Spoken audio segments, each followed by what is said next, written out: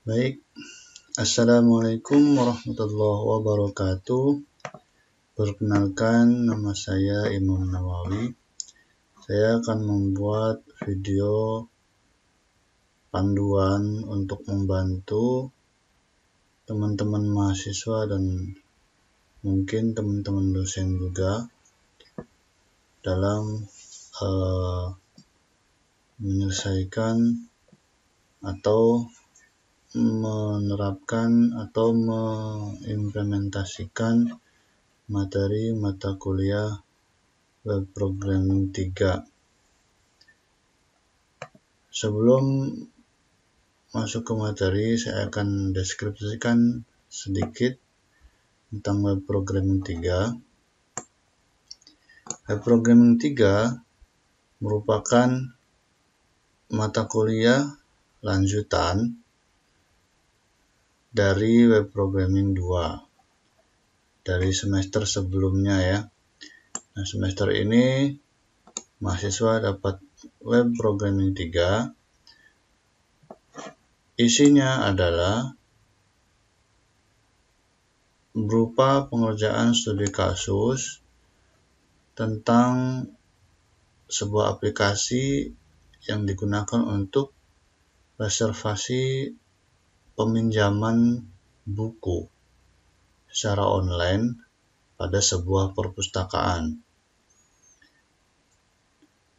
Jadi secara garis besar sistem online-nya hanya untuk melakukan reservasi ya. Maksudnya gimana? Pada perpustakaan itu kan ada sistem peminjaman. Nah, karena sering menemui kendala yang mana beberapa orang ingin mencari sebuah buku tapi bingung harus kemana atau di suatu perpustakaan tersebut ada atau tidak bukunya, tapi tidak bisa mengetahuinya dengan pasti. Nah, dengan dibuatkan aplikasi studi kasus aplikasi Booking Pustaka, namanya Booking Pustaka, dimaksudkan untuk memudahkan hal tersebut. Jadi, teman-teman yang ingin meminjam sebuah buku bisa mencarinya terlebih dahulu ya, mencarinya terlebih dahulu melalui internet. Kemudian ketika memang ada di sebuah perpustakaan tersebut, di suatu perpustakaan entah di mana gitu ya, ada. Nah, di situ buku kemungkinan saja dia stoknya terbatas dan banyak orang yang nyari. Nah, ketika kita sudah bisa mengakses melalui internet, kita bisa melakukan reservasi terlebih dahulu sebelum kita benar-benar meminjamnya dengan datang ke tempat ke perpustakaan tersebut. Dengan begitu, kita bisa ketika kita sudah mencari ada, kita bisa sedikit tenang untuk kalau kita sudah menemukan buku tersebut, tinggal kita ambil untuk meminjamnya gitu ya. Nah, jadi seperti itu kira-kira aplikasinya. Dimaksudkan seperti itu. Nah, di sini karena dia bentuknya lanjutan dari Web Programming 2, berarti tidak secara utuh pembuatannya dimulai dari dari awal sampai dengan akhir. Tapi dia melanjutkan studi kasus yang sudah dibuat pada waktu perkuliahan Web Programming 2. Nah, seperti itu. Dalam hal ini untuk aplikasi tersebut dibuat dalam berbasis web dengan menggunakan framework yaitu CodeIgniter ya. Framework yang menurut saya merupakan framework rekomendasi untuk teman-teman yang belajar, yang baru belajar, yang istilahnya memang baru mengenal yang namanya framework ya. Karena CodeIgniter salah satu framework web yang konsepnya mudah dipahami dan logika dari penerapan frameworknya juga tidak ribet. Nah itu. Oke, kita akan masuk ke pembahasan. Di sini karena merupakan kelanjutan web programming 2, berarti kita harus mempunyai source web programming 2-nya terlebih dahulu. Nah, pada bahan ajar web programming 3 sudah disediakan source-nya untuk web programming 2-nya. Atau bisa juga teman-teman mahasiswa yang mungkin semester sebelumnya sudah komplit gitu ya, istilahnya mengikuti materinya sampai selesai, sampai jadi aplikasi Pustaka Booking bagian web programming 2-nya. Web programming 2 dan web programming 3 pada dasarnya tidak jauh berbeda, cuman beda fokusnya saja. Yang untuk web programming 2 dia terfokus pada pembahasan back-end programmingnya, yaitu membuat portal admin yang digunakan untuk fasilitas input data masternya ya. Nah, sedangkan web programming 3 karena dia sudah masuk ke transaksi booking atau reservasi peminjaman, maka fokusnya dia tidak cuma pada bagian back-end programming, tapi lebih banyak di bagian front-end programming. Nanti di back-end programming pun tetap ada ya, karena di front-end programming di aplikasi ini kita akan membuat proses transaksi bookingnya saja, sedangkan untuk transaksi peminjaman tetap harus melibatkan admin, karena ketika si anggota atau yang meminjam tersebut sudah melakukan reservasi booking di front end, tentu saja ketika mau diambil buku tersebut harus ada pencatatan pinjamnya juga, dan tentu harus terlibat dengan yang namanya admin. Nah, itu gambaran singkat untuk pembelajaran kali ini. Oke, berarti kita harus download mungkinnya kalau misalkan yang belum punya dari ruang mahasiswa sudah tersedia di bagian slide ya, slide. Kan di situ di ruang mahasiswa ada kontrak perkuliahan, kemudian ada RPS, ada RTM, ada slide dan ada modul perkuliahan. Nah, teman-teman bisa mendownloadnya. Kalau bisa sih semuanya ya, karena masing-masing konten tersebut saling membantu ya. Nah, di sini saya sudah melakukan download ya. Sudah saya download. Nah, di sini ya. Ini kebetulan saya download dari sisi dosen ya. Jadi ada lebih komplit file-file yang harus disiapkan oleh dosen. Ada 2 tools pendukung, ini tools pendukung untuk dosen, tools pendukung untuk mahasiswa. Sebenarnya isinya sama ya. Yes, isinya sama-sama source. Cuman dosen di sini disediakan database yang lebih lengkapnya. Tapi tidak apa-apa. Teman-teman mahasiswa juga bisa mengikuti modulnya ya, untuk bisa melengkapi database-nya. Oke, kita copy ya. Teman-teman mahasiswa ketika sudah download, diekstrak ya. Nah, terus kita copy nih dua dua file ini, ada satu file folder, ada satu codeigniter.pdf ya, digunakan sebagai library untuk membuat laporan dalam bentuk PDF.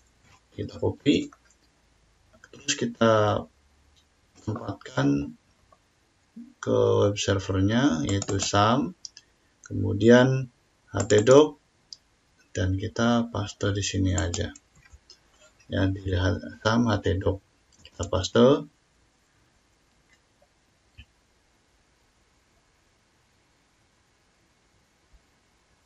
Kita tunggu sampai selesai. Ya, udah selesai. Nah, karena tadi kita ada dua file ya, ada dua file folder pustaka booking dan file codeigniter.pdf. Ini biar filenya ngumpul, kita boleh masukkan ini ke dalam file folder pustaka booking ya, dan nanti kita nyarinya nggak susah. Nah, setelah kita copy ke sini, pastikan web server kita atau aplikasi servernya sudah kita jalankan, itu SAM control panelnya kita jalankan. Ini saya sudah jalankan ya. Nah, ini membutuhkan cukup dua saja yang jalankan, bagian Apache sama MySQL. Nah, ketika sudah jalan, baru kita coba akses folder tadi yang sudah di htdoc, antara localhost pustaka ya, script booking. Nah, di sini ada error ya, ada error karena belum terdapat database ya, belum terdapat database pada MySQL-nya. Oke, berarti kita harus menyiapkan database-nya. Kita cek dulu source-nya. Kemungkinan di situ sudah disiapkan juga database-nya. Kita buka pustaka booking. Nah, ini ada database ya, namanya pustaka. Nah, kita buka nih localhost ya, kita ketik localhost php myadmin. Tampil seperti ini.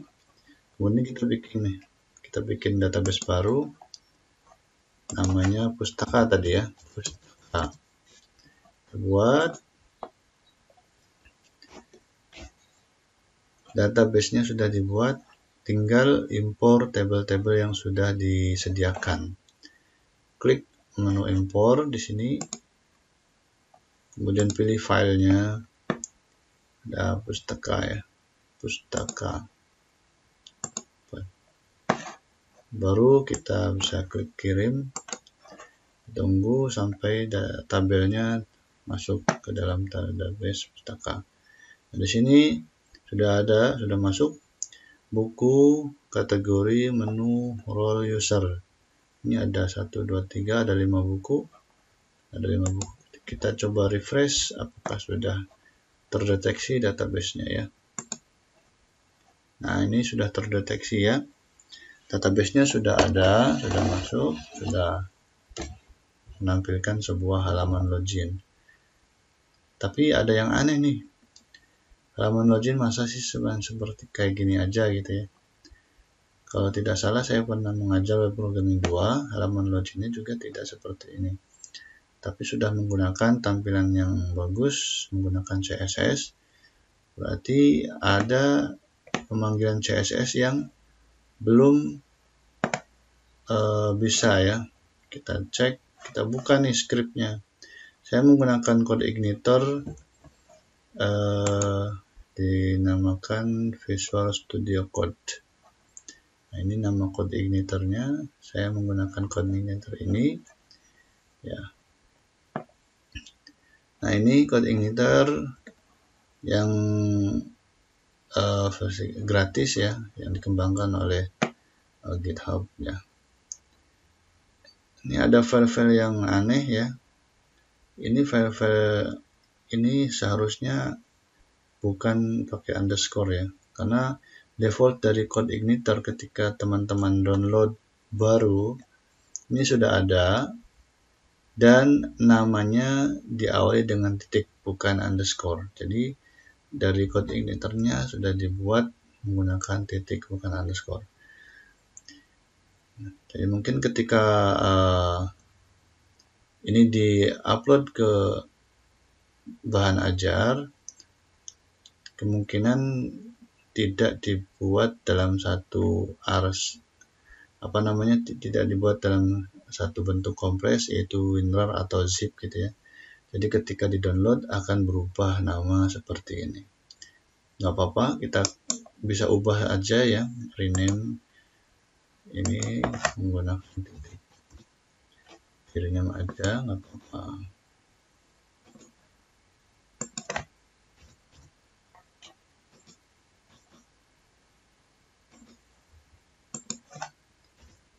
Ini akan berpengaruh nanti ya ketika sudah materi yang lebih jauh lagi.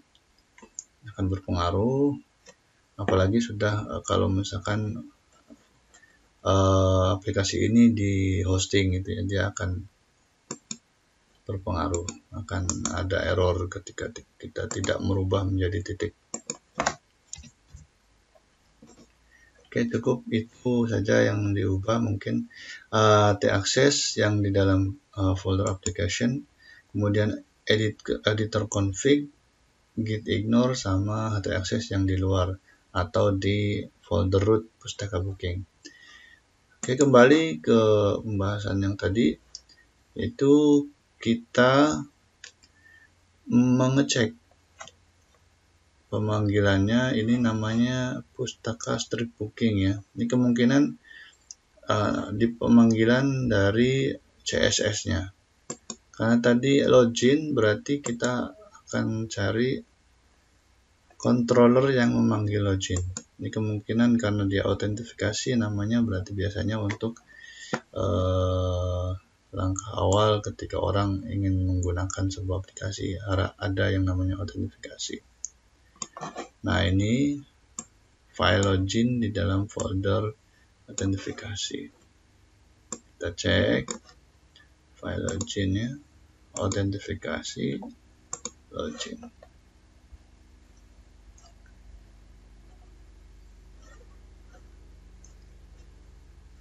Ini loginnya ternyata seperti ini. Kita kembali ke autentifikasi, ada auto header. Nah, kita cek yang ini, kemungkinan ada pemanggilannya di auto header.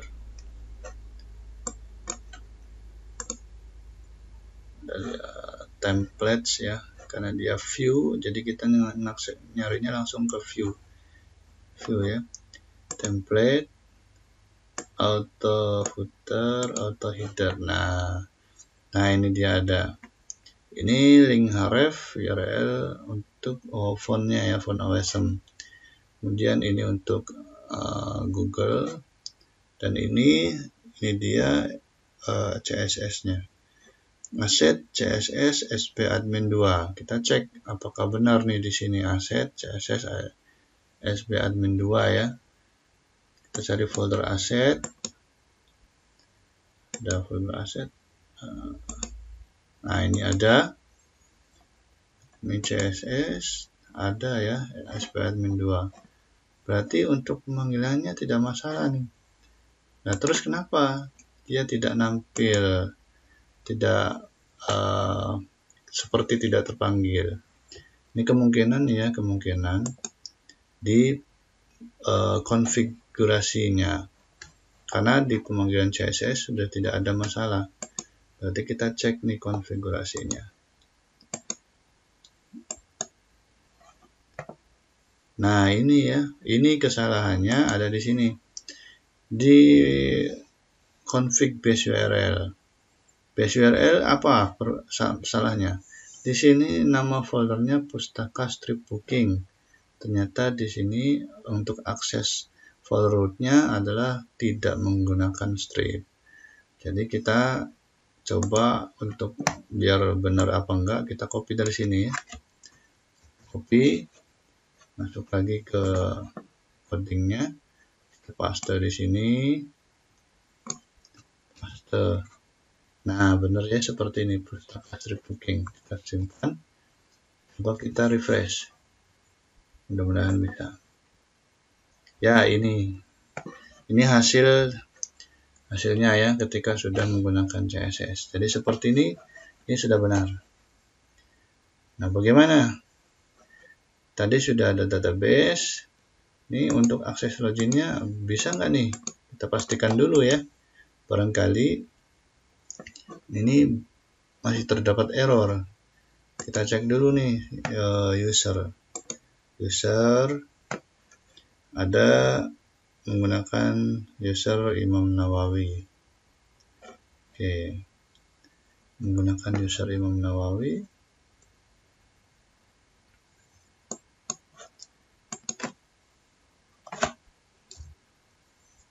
Emailnya Imam IMW ya.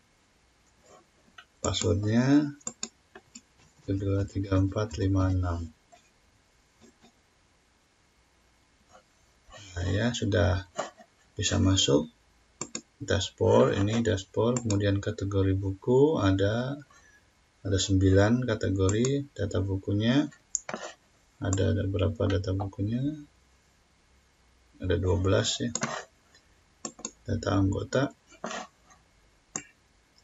Ini anggotanya admin semua ya, istilahnya yang punya akses di aplikasi adminnya. Ini karena pembahasan di web programming 2 admin, jadi contoh kasus untuk anggotanya hanya untuk menambahkan admin saja. Jadi bisa kita ubah ya supaya bisa menambah anggota bukan admin, karena ini statusnya admin.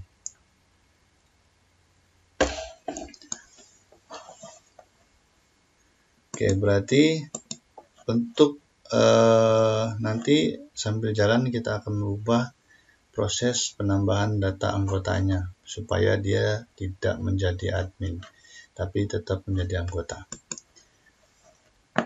Oke, persiapan awal sudah bisa ya, artinya sudah bisa masuk dan bisa dijalankan menambah data-data. Logout.